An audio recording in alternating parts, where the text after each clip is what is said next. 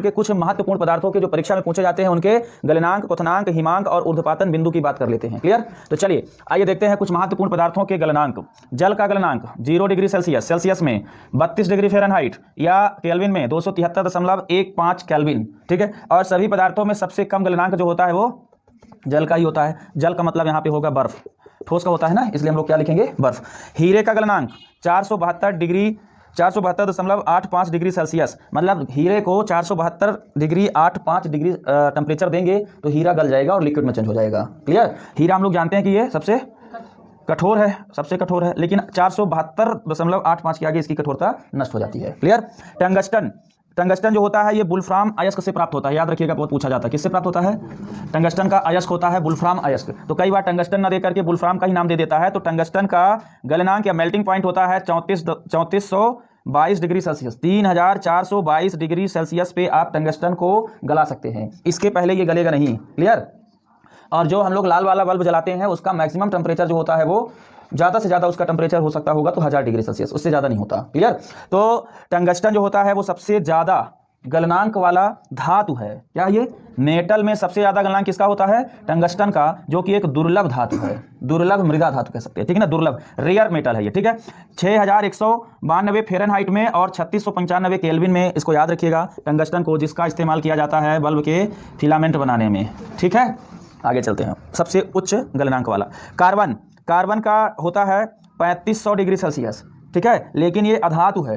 Clear? और पदार्थों में सबसे ज़्यादा, यदि कुछ जितने भी पदार्थ पाए जाते हैं, चाहे वो धातु हो चाहे वो अधातु हो, तो उसमें से सबसे ज़्यादा गलनांक किसका होता है? कार्बन का। यदि कभी आपसे प्रश्न पूछे कि निम्नलिखित में से किस पदार्थ का गलनांक सर्वोच्च है और उसमें कार्बन रहे, तो आप बिना कुछ देखे कार्बन लगा दीजिए। क्लियर? क्योंकि कार्बन का सबसे हाईएस्ट होता है 3500 डिग्री सेल्सियस। तो 3500 डिग्री सेल्सियस पे आपको कार्बन जो है वो किस में बदल जाएगा? लिक्विड में चेंज हो जाएगा। और ये कितने में? 3422 डिग्री सेल्सियस पे। तो धातुओं में सबसे ज़्यादा टंगस्टन का और अधातुओं में या सभी पदार्थों में सबसे ज़्यादा गलनांक कार्बन का होता है। ठीक है ना?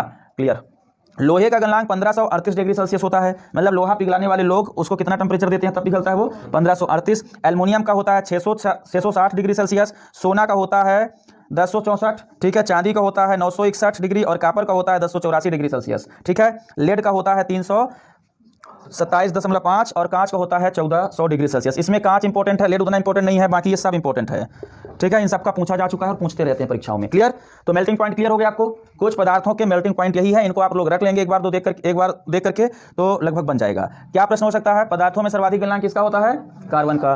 ठीक है, धातुओं में सर्वाधिक गलनांक किसका होता है? टंगस्टन का। और इनका कितना होता है याद रखिएगा। ठीक है, आइए कुछ का क्वथनांक देख लेते हैं, कुछ महत्वपूर्ण पदार्थों के क्वथनांक। ठीक है, बॉइलिंग पॉइंट। ठीक है, जिस टेम्परेचर पे कोई भी द्रव गैस में परिवर्तित होने लगे उस टेम्परेचर को हम लोग क्या कहते हैं? क्वथनांक या बॉइलिंग पॉइंट। ठीक है, तो जल का बॉइलिंग पॉइंट, शुद्ध जल का बॉइलिंग पॉइंट 100 डिग्री सेल्सियस होता है, या फ़ारेनहाइट में 212 फ़ारेनहाइट लिखा रहेगा, या 373.15 केल्विन लिखा होगा। क्लियर?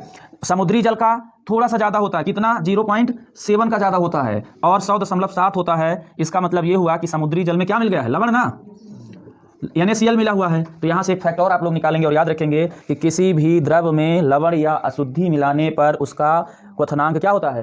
बढ़ जाता है। ठीक है, ये प्रश्न पूछा जाता है, किसी भी द्रव में अशुद्धि मिलाने पर क्वथनांक बढ़ता है, इंक्रीज होता है। क्लियर? जैसे यहाँ देखिए, दूध में शुद्ध पानी थोड़ी ना होता है, लगभग 70% तक पानी होता है, बाकी चीज़ें होती है। ठीक है, तो क्या करेंगे? इसमें भी अशुद्धि मिली हुई है और अशुद्धि मिलाने पर इसका जो जल की अपेक्षा है क्वथनांक बढ़ करके कितना हो गया? 100.166 डिग्री सेल्सियस। ठीक है, पारे का क्वथनांक होता है 356 डिग्री सेल्सियस, या फ़ारेनहाइट में लिखा है कितना? 675 फ़ारेनहाइट। और ये धातुओं में सर्वाधिक, क्योंकि एक ही धातु है जो लिक्विड फॉर्म में है, तो क्वथनांक किसी का हो सकता है, तो धातुओं में सर्वाधिक क्या किसका वो क्वथनांक सर्वाधिक होता है। वैसे भी जितना लिक्विड हमने देखा है तो उनमें से सबसे ज़्यादा इसी का है। ठीक है, तो सबसे ज़्यादा क्वथनांक वाला धातु है ये। ठीक है, या धातु द्रव है ये। क्लियर? इसके अलावा पेट्रोल पदार्थ 95 डिग्री सेल्सियस पे वेपर में चेंज हो जाएगा। ठीक है, और एथिल अल्कोहल जो है वो 79 डिग्री सेल्सियस पे बाष्पीकृत हो जाएगा। क्लियर है? चलिए कुछ पदार्थों के हिमांक बिंदु देख लेते हैं। हिमांक बिंदु मतलब फ्रीजिंग पॉइंट। ठीक है, तो शुद्ध जल का फ्रीजिंग पॉइंट होता है 0 डिग्री सेल्सियस, मतलब 0 डिग्री सेल्सियस पे जल जो है वो बर्फ में कन्वर्ट हो जाएगा। क्लियर? एसिटिक अम्ल का होता है कितना? 16.6 डिग्री सेल्सियस। बेंजीन का होता है 5.5 डिग्री सेल्सियस। ब्रोमीन का -7.2 होता है। ठीक है, हाँ, और ईथर का -193 डिग्री सेल्सियस होता है। पारे का -38.83, याद रखिएगा, ये मोस्ट है। क्या? पारे का हिमांक -38.83 डिग्री सेल्सियस होता है। कपूर का 178 डिग्री सेल्सियस। और एथेनॉल मतलब एल्कोहल का -114.1 डिग्री सेल्सियस, ये भी इंपॉर्टेंट है, याद रखना है आपको, ठीक है।